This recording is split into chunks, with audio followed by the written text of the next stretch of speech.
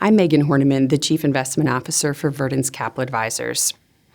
Before we get started going through the review of the second quarter and our outlook for the remainder of the year, we just want to acknowledge how challenging this year has been for Americans, not just from an investment perspective, but also from an economic perspective.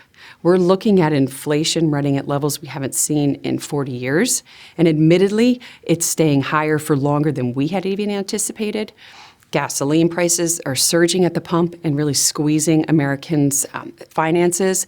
And we're also looking at a geopolitical climate that really hasn't improved much in the second quarter. There's no better chart to illustrate how bad Americans feel at this point than to look at consumer confidence. And in this chart, you can see that consumer confidence right now is lower than we've ever seen at any period in history.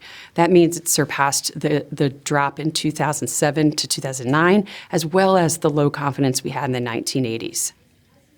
Now, from an investment perspective, I think investors did want some reprieve in the second quarter of 2022, especially after such a dismal first quarter. And unfortunately, what we saw was not only global equities, but also the bond market deliver their worst first half of a year on record.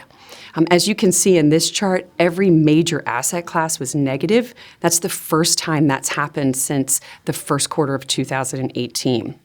Now, from a U.S. equity perspective, we officially entered a bear market.